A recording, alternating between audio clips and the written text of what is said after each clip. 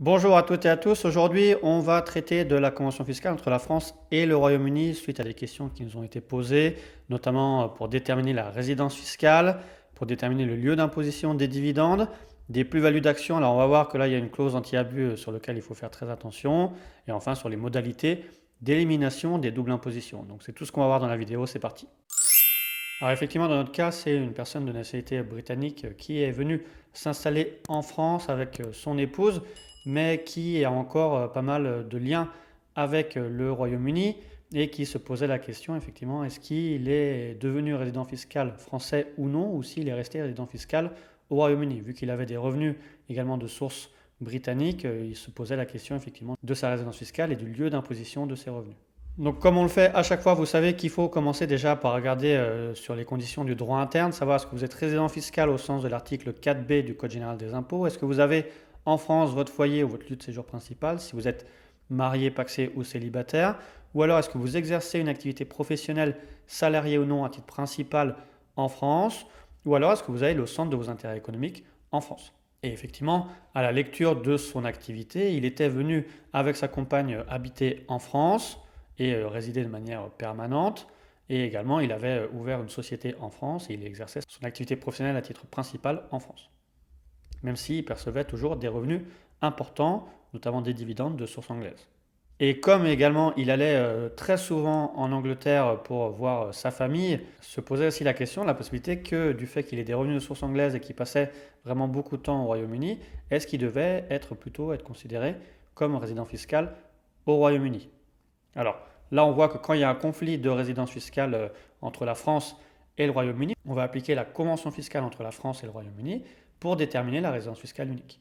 On voit d'abord qu'il faut regarder par rapport à l'article 4.1, il faut être résident dans l'État à raison de son domicile, de sa résidence ou son siège de direction pour les sociétés, ou lieu d'enregistrement ou tout autre critère analogue, et qu'il faut également payer de l'impôt dans ce pays puisqu'il y a cette clause qu'on a déjà traitée dans d'autres vidéos sur le fait que l'expression résident ne comprend pas les personnes qui soient assujetties à l'impôt dans cet État que pour les revenus et les gains qui sont de source située dans cet État.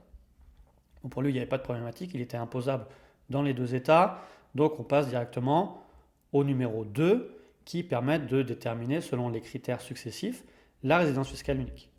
Alors, de manière habituelle, et ce qu'on va retrouver dans la plupart des conventions fiscales, c'est ce premier critère de détermination, c'est de savoir dans quel pays il avait son foyer d'habitation permanent.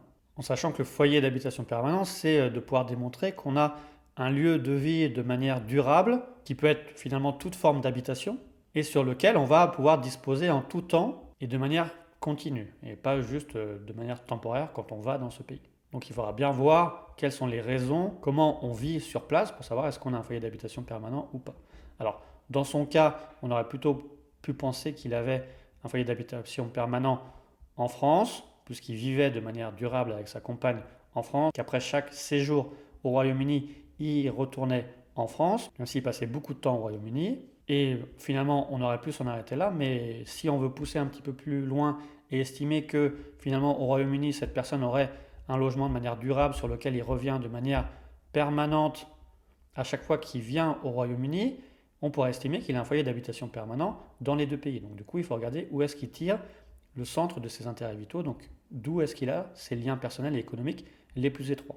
Donc là, on va regarder où est-ce qu'il a ses relations familiales et sociales, son centre de vie, le siège de ses affaires, d'où est-ce qu'il administre ses biens. Et là également, vu qu'il avait une société en France, que sa vie sociale était en France, on pouvait estimer qu'il était aussi avec le centre des intérêts vitaux en France.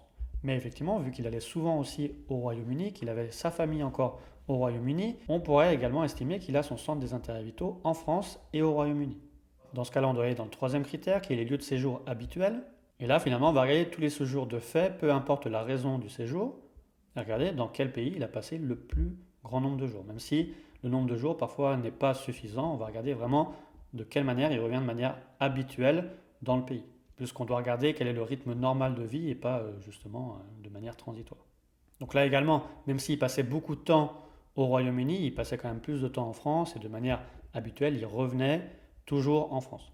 Mais disons qu'il y aurait toujours cette possibilité de contester du côté administration fiscale anglaise que finalement, du fait du nombre de retours en France, du fait qu'il puisse retourner toujours au même endroit si c'était le cas, et toujours avoir un foyer d'habitation permanent au Royaume-Uni, avoir un séjour habituel au Royaume-Uni avec ses liens familiaux les plus étroits au Royaume-Uni. Et du coup, on est obligé de passer au dernier critère, qui est le critère de nationalité. Et comme lui, il était national britannique, finalement, il serait résident fiscal unique au Royaume-Uni et non plus en France.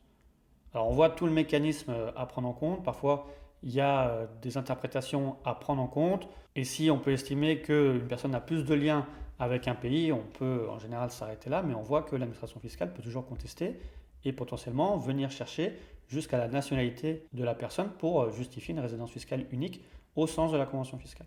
Donc pour nous, on a estimé qu'il n'avait pas besoin de franchir toutes ces étapes et qu'il était finalement résident fiscal en France au sens de la convention fiscale, même s'il pouvait être considéré comme résident fiscal au Royaume-Uni au sens du droit national britannique. Et dans ce cas-là, on a pu dérouler la convention fiscale en appliquant la résidence fiscale en France du contribuable. Dans ce cas-là, en matière de dividendes, on voit qu'il y a une imposition dans le pays de résidence, donc en France, donc c'est la flat tax, 30%, mais que le Royaume-Uni a la possibilité de mettre en place une retenue à la source d'un taux maximum de 15%. Si on est entre personnes physiques, on voit qu'il y a des taux particuliers entre sociétés. Dans ce cas-là, il y a une potentielle double imposition qui est réglée par l'article 24 de la Convention fiscale et qui dit que pour les revenus qui sont également imposables au Royaume-Uni, donc sous cette retenue à la source, il faut bien les déclarer en France, mais qu'on a le droit à un crédit d'impôt qui est égal au montant de l'impôt payé au Royaume-Uni sans pouvoir dépasser le montant français. Donc là, c'est sur le formulaire 2047, on a fait des vidéos tuto explicatives où vous devez mentionner ce montant avec un calcul théorique du taux d'imposition qui sera de 17,7 et pas 15% et suivre la procédure sur le formulaire. On vous renvoie à nos tutos. Donc sur la partie dividende, il n'y a pas vraiment de complications particulières. Par contre, sur la partie gain en capital, c'est là où ça va être un peu plus compliqué. Puisqu'effectivement, nous, dans notre cas, c'était une personne qui allait réaliser des plus-values mobilières, donc de valeur mobilière, et pas des gains en matière immobilière. Donc sur des gains de valeur mobilière qui, normalement, ne sont imposables que dans le lieu de résidence, donc en France. Et là également, c'est toujours la même chose, régime de droit commun, flat tax. Mais dans la convention fiscale entre la France et le Royaume-Uni, il y a une clause anti-abus qui permet finalement au pays dans lequel la personne vivait avant de partir être résident fiscal dans l'autre pays, de garder un droit d'imposition si la cession intervient dans les 6 ans suite au départ dans l'autre pays. Donc ce qui veut dire que pour la personne qui est résidente fiscale en France, son gain est imposable en France, mais à cause de cet article 14.6, si la cession de ces valeurs mobilières intervient dans les 6 ans suite à son départ du Royaume-Uni, le Royaume-Uni conserve le droit d'imposer cette cession au Royaume-Uni. Donc on voit que ça c'est une clause anti-abus qui permet au dernier État de conserver un droit d'imposition pendant un certain temps. Et c'est des clauses qu'on peut retrouver dans d'autres conventions fiscales. Donc dans ce cas-là, on arrive bien à une double imposition en France et au Royaume-Uni si la cession intervient dans les 6 ans suite au départ du Royaume-Uni. Et dans ce cas-là, il va falloir aller regarder comment éliminer la double imposition et on voit que quand c'est un résident fiscal qui va céder des actions anglaises qui du coup vont être également imposables en Angleterre du fait du droit national, c'est l'Angleterre qui doit éliminer la double imposition. Et ce qui fait que finalement l'impôt payé en France va être un crédit d'impôt déductible de l'impôt au Royaume-Uni qui va être calculé sur les mêmes gains imposables que ceux sur lesquels l'impôt français sera calculé. Donc il faut également faire attention si la cession en Angleterre sur des titres de société anglaises est imposable ou pas, ou si vous avez un régime spécifique d'investissement, comme ce qui peut exister. Et inversement, pareil, si vous êtes résident fiscal français et que vous décidez de partir au Royaume-Uni, il faudra bien faire attention que si vous cédez ensuite des sociétés françaises dans lesquelles vous avez une participation substantielle, dans les 6 ans suite à votre départ, la convention fiscale permet à la France de garder une imposition en France sur vos gains de participation substantielle qui résulte de l'article 244 bis B du Code général des impôts, même si vous êtes résident fiscal au Royaume-Uni. Et dans ce cas-là, la double imposition doit être éliminée en France par rapport à la méthode qui est expliquée dans la convention fiscale. Et là, on a une jurisprudence de la Cour administrative d'appel de Versailles qui rappelle bien ce mécanisme. Donc on voit qu'en matière de gains en capital, il faut faire attention à cette clause anti-abus. Il y en a d'autres, notamment sur les questions de rémittance basis. Et il faut bien faire attention à la lecture de la convention fiscale. D'ailleurs, à ce titre, comme d'habitude, pour les plus grosses conventions fiscales, l'administration fiscale a mis un petit memento sur les lieux d'imposition des revenus lorsque vous êtes non résident fiscal en France avec des revenus de source française pour savoir comment être imposé en France.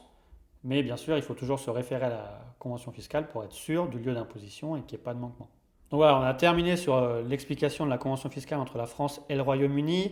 On voit bien qu'il faut faire attention à tous les articles et aux clauses anti-abus qui sont dans les conventions. De même également, si vous venez de l'étranger en France, alors que vous étiez résident fiscal au Royaume-Uni, n'oubliez pas que potentiellement vous pouvez bénéficier également du régime impatrié. Donc faites valider ce régime fiscal pour bénéficier d'une exonération complémentaire en matière d'imposition.